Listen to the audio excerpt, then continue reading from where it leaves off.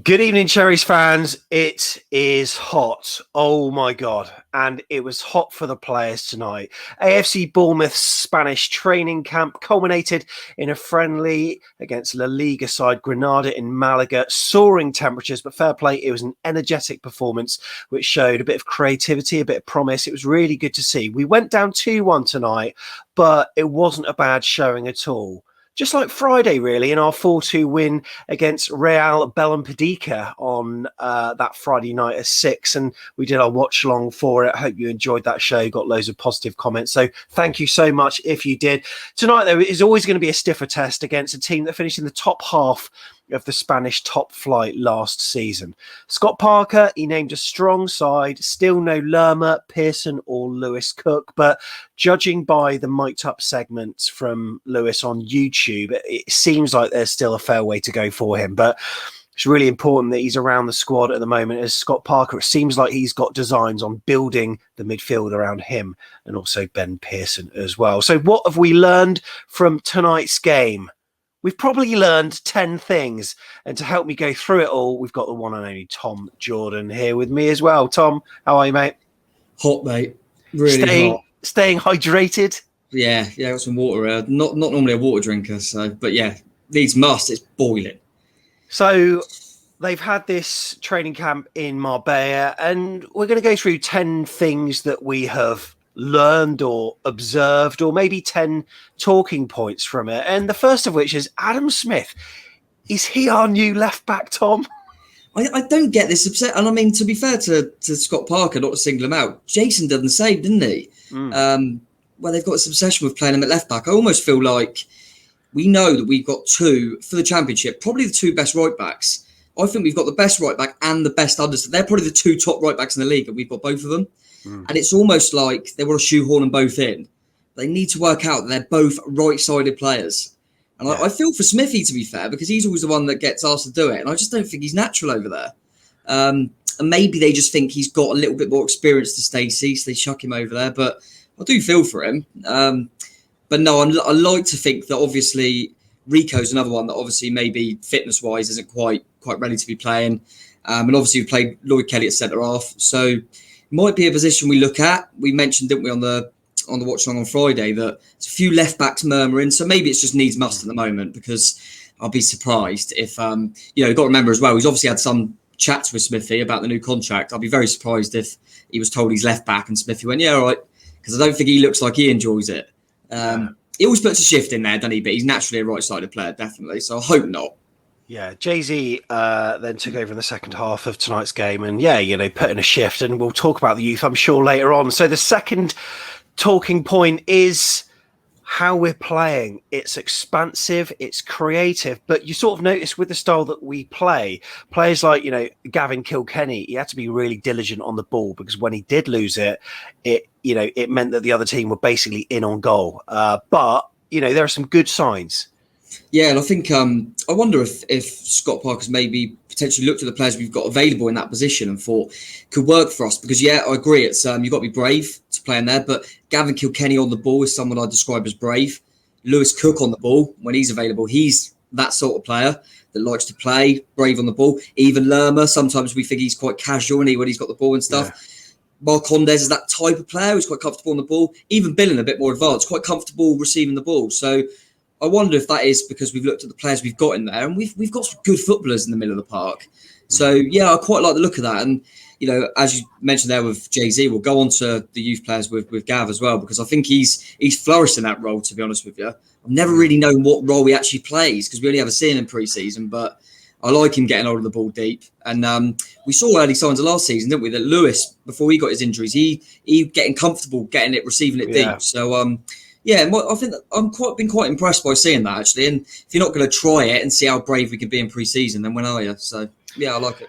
One thing we've also learned, point 3, is that, Kelly, as you alluded to on previous shows, it looks like he's being ushered into the captain's role, and also centre-back seems to be the position for him. And to be fair, looked really assured tonight. Yes, it's difficult how much to read into it, because obviously we're not sure what's happening with Steve Cook, who's obviously the skipper. Then I think the other players that could potentially be skipper would be Lewis Cook, hasn't played.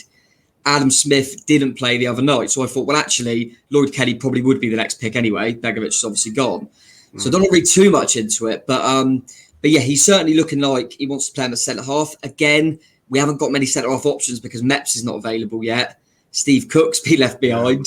Carter Vickers has obviously gone back, hopefully only for the time being, but he has gone back. So, yeah, it's difficult. I still think that Lloyd Kelly was always brought in to be a centre-half. And I think Woodgate, which I agree with, looked at what we had in the short term to try and get us up quickly. And we had Carter Vickers, Cook, and the left-backs weren't performing. So he just put him there for the remainder of the season. I think it was the right thing to do. But I think Lloyd Kelly's a centre-half. I think he improved under Woodgate at left-back.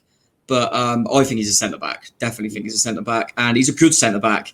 And he's like got a bit of pace on him. And he looks quite assured. And he looks like he's someone that could develop into that kind of leader and skipper, to be fair. I've always liked centre-half being skipper. Can see the game in front of them. But equally, I don't want Steve Cook to go anywhere. So we'll see. But I do think he'll be, regardless of what happens to anyone else, I think Lloyd Kelly will be a centre-back, definitely. The youth have been absolutely superb, and at times in that second half, whilst we were 2-1 down, they showed some of our first teamers up. And Gavin Kilkenny, if this is not his season, I said this on the previous show, when is it going to be? He was superb. Jaden Anthony scored an absolutely cracking goal in that first game and superb tonight. What a through ball to Dom Solanke. Some really good signs. Just to really hope that Scott Parker, being someone who champions youth, is actually going to utilise these players because they look in prime form at the moment. Yes, it's another one that I don't want to get too far ahead of myself because there's so many times, and like you mentioned there with Kilkenny, you think, it could be his year, and then you just don't see him. So Scott Parker's a new manager, so let's see what happens there. But he always impresses me, Kilkenny, and I think he's just getting better and better. And he hasn't really had many loan moves or anything either. He's obviously just plied his trade down in the development squad and that. He's a classy player. There's a reason we've always kept hold of him, and Eddie rated him, didn't he? So he's knocking on the door. But I think at the moment, especially with the availability on the wings at the moment, Anthony's got to take it, and he is. And oh my God, yeah. Best compliment I could pay him would be if you didn't know the team and you just saw kind of highlights or whatever of what Anthony did in the two friendlies, you'd think, is Dan Juma playing? Very similar. I know he's not going to be Dan Juma, but you know what I'm saying. He's kind of that goal on Friday night, coming in off the left-hand side, bending it in with his right. But he looks a player, because of the position as well. Kilkenny, I think, not his fault, because I think he's been brilliant. He's going to struggle because of the options we've got in there. Because I still think, regardless of what happens with Lerma, I think we've obviously bought Marcondes. We're going to keep Pearson. We're going to keep Lewis Cook. We've got options in there. We're looking at a few centre midfielders as well by the looks. Out wide, we are struggling to find people, and I do think Arnie will go. So I think Anthony's got a great chance. He's got a great chance, and I would. I think with a winger as well. I think it's easier to throw wingers in when they're young. It's harder to kind of give a opportunity to a really young centre half. Do you know what I mean? I think when they're a winger, they can just go and express themselves a little bit. And Anthony's doing that. And Jane Anthony's, I think it wouldn't surprise me. I know it's early days. If he started against West Brom, that wouldn't be a shock to me. Oh, at the moment, at the moment, I wouldn't be surprised. And and Jay-Z's another one. But even the ones that I don't know a little about, I think Sharon done all right tonight. I don't really know him. I remember on Friday night, Cole Taylor was brilliant, wasn't he? Don't know a lot about him. Off the bench, I think Glover, Mariah Welsh, they all look like, none of them look severely out of their depth, which is, that's right. Nice to see. And just them being amongst it with all the first team players training out there, new manager, kick up the arses. It's a new, if you're a youngster, you think, well, this is my opportunity now. He doesn't know me any different to the first team players. So, but none of them have let him down, I don't think.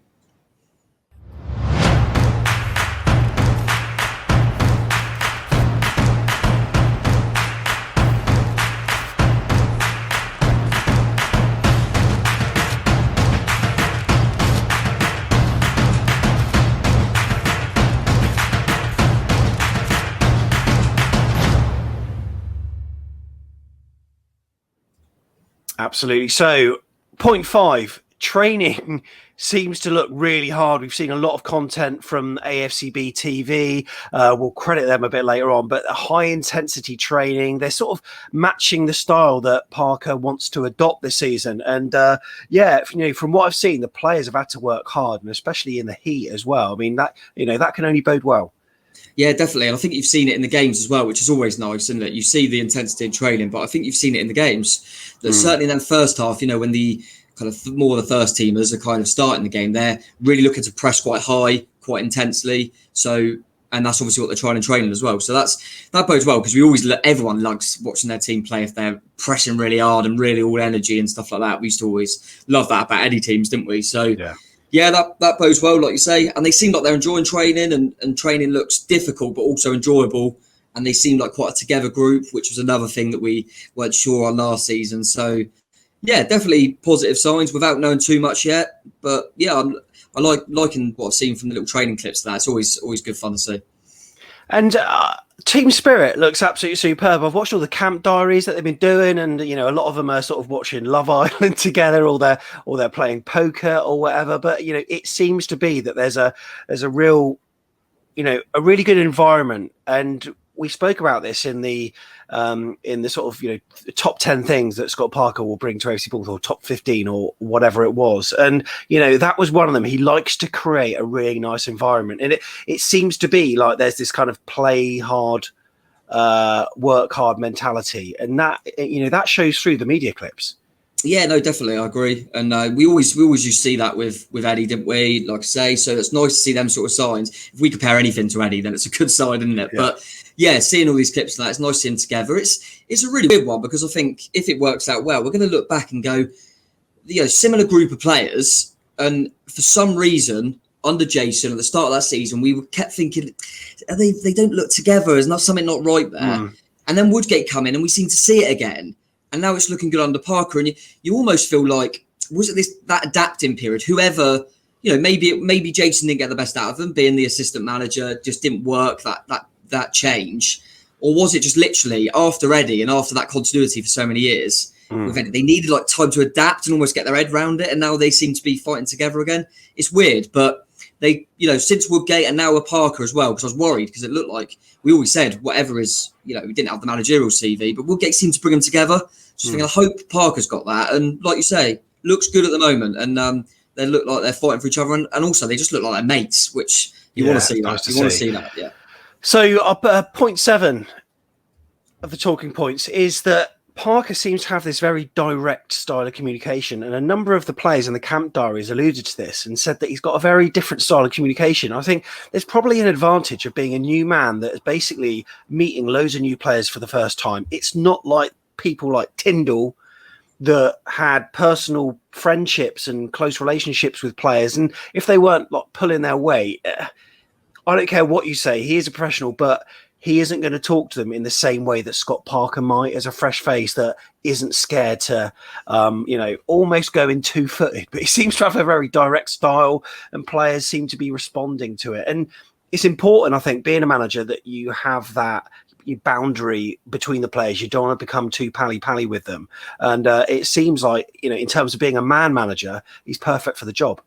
Yeah, definitely. And I think it's right to, we don't want to go over too much, but I think it's right to allude to, Jason, and then to, because this is our first time kind of about that Eddie character, in there. And me, I was back in Tyndall all the way. So it's not, I'm certainly not someone that's just piling on criticism on Jason. But I think the best thing to do is, once you see what's happening after Jason, is right now we can look back on it and kind of have some more evaluations on it. And you're right. I think now you're looking at it, because I think Woodgate seemed to have a similar approach in terms of that directness. Yeah. And you're right. I wonder if there's a reason why so many assistant managers or number twos struggle to then just take over. Exactly. Yeah. And I think the point you made is bang on. They as an assistant, you have to have a certain relationship with the players, don't you? And then for Jason to have to try and change that must have been difficult, and it must have been hard for the players.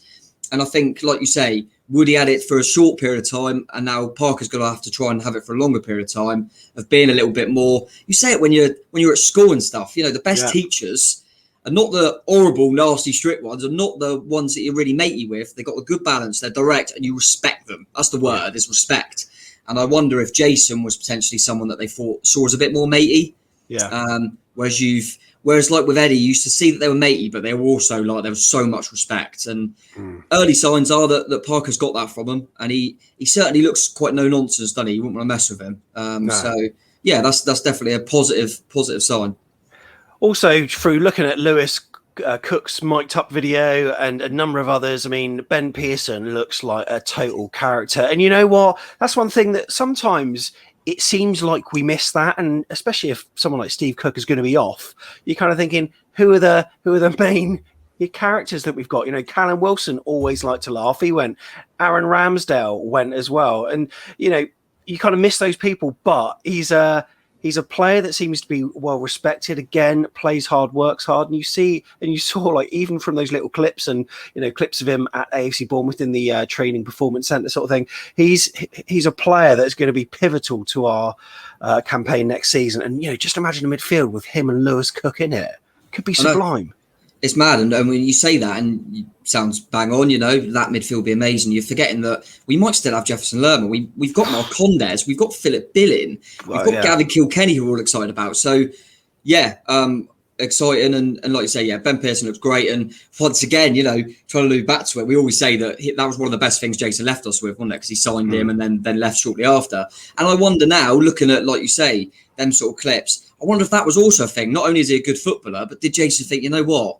We've lost a few characters. He's also a character as well, off the pitch as well as on it, because he does seem that. And I think, that them, like you say, the mic'd up stuff and seeing Pearson in that light is really nice for us fans, because we have been, I think with COVID as well and not going to games, you start doubting whether we've lost so many of them experienced pros, haven't we? Your Sermons, your Pews, and you start going, oh, do I like where are the characters now? So you see things like that, and it's kind of put a smile on your face, because you think, oh, you know what, they got some good characters, off the field as well. And Ben Pearson, I don't know, obviously not quite there fitness wise yet, but he's going to be a hell of a player as well, I think. And you've got to remember these two friendlies. We've said how well Gavin Kilkenny's done. I also think Billing, in terms of our senior players, has been very good. And that's where we've actually lacked in that area. No Lerma, no Lewis Cook, no Ben Pearson. So that's exciting in them areas. And that alludes back to the point we made earlier about why he's maybe trying to look at them middle areas to take responsibility and start moves. So, but Pearson, I love him already. Love it. 9th talking point. And this goes for a number of positions on the pitch, but especially in goal at the moment with Asmir Begovic gone. Travers made a bit of a mistake tonight. Did he? Maybe. I don't know. The ball was put across Jack Stacey. He didn't really know it was coming. It rebounded off him. And then it was a right-footed finish that I felt as though Travers could have probably done better with. Is he ready? Or do you think he is being primed for being the number 2 of someone like Freddie Woodman or whatever? I think it's really difficult, because I'm certainly someone that wishes it was him, because, he's a young player that's come through and I quite like him. And he's, you could tell he's a good goalkeeper. Don't get me wrong. He's going to be a good goalkeeper. You don't just get in the Ireland squad, your national team, when you've barely played many games, if someone hadn't seen stuff. And you can see it. I think there was something tonight where it was actually was offside ananyway, but he made an unbelievable reaction save. Yeah, he did. His reflexes in that are tremendous. We saw that in his first ever game. There's something when I watch him that I just don't feel comfortable. And I don't know if that's just because of his age and his lack of experience. And I feel like, put it this way, Ramsdale was young when he came to us, when he started his season, and it was in the Premier League. But what he had under his belt was that loan spell at Wimbledon. Yeah. And Travers had it for a very short time, and then we recalled him. And I just think he needs a set, and I don't think he's going to get it, because I think he'll be number 2, which is fine, because he is a good number 2, and we'll have him, but he'll just be sat on the bench. I would almost rather take a gamble of, say, for example, it's Woodman comes in number 1, fine. Letting Dennis be the number 2 and hoping Woodman don't get injured, and letting Travers go and play in League One. Just go and play, because we saw with Ramsdale going out and play, and then he come back a different person. I look at Travers and just think, I don't know if he doesn't have that aura about him that makes me think he's going to come and, Begovic at the end of the day, you see the experience, don't you? Boric. He's got a rick in him. He always did. But you saw the experience, saw the mountain, and I'm not sure. He's definitely a talented goalkeeper. But if I could make the call, I would like it. I'd love him to have a season out on loan, but I think he'll probably be the number 2. Interesting. And from my perspective, talking point number 10, AFCB TV's media coverage has been excellent over this past week or so. And look, they're in a position where the head of media, Anthony Marshall, is moving on. We don't quite know who's going to sort of take his role just yet, but they've been pumping out all these camp diaries, behind the scenes footage, bits of training, interviews via the website. It's been second to none. And then the 2 live streams on top of that have been really good, no problems. And absolutely enjoyable. And you know what? The more that the club communicates with the fans, even if it's via videos like that, the more we feel part of it. So congratulations, Anthony, and your team done a superb job on that. And those were the 10 talking points. That's what we've learned after this Marbella training camp. But it's back to Dean Court, and Chelsea. Whether there'll be anything else shoved in the middle, I don't know. But then it's MK Dons, and it all starts. Tom, you looking forward to it? Yeah, really looking forward to it. It's we spoke about it, didn't we, when I saw you the other day? That I think because of the Euros and stuff, it feels like we haven't been without it. But I think it's all gonna. I think like virtually every day there's gonna be new rumours and stuff like that, because there's gonna be ins and outs. There's gonna be things still need to be sorted out. But really excited, mate. We haven't. It's weird. There'll be plenty of fans that the last manager they saw was Eddie. We've had 2, and now we've got another one. So it's all new, but it's more exciting, isn't it? Rather than feeling a little bit uneasy. I'm more excited, and let's see how we get on. But early signs I think are quite nice, and let's see what players we have come the Chelsea game. So I can't wait for that, mate. And fancy a beer before. Oh, let's do it. Let's do it. If you watch this video and through seeing a link on Twitter or Facebook, we'd really appreciate it if you shared it, retweeted it, so more people can see our Cherries content as we aim to build up to the new season. And of course, if you're not a subscriber, do subscribe and hit the like button as well. Tom, appreciate your time, mate. Cheers, boss. Up the Cherries. We'll see you in the next one. Out Cherries.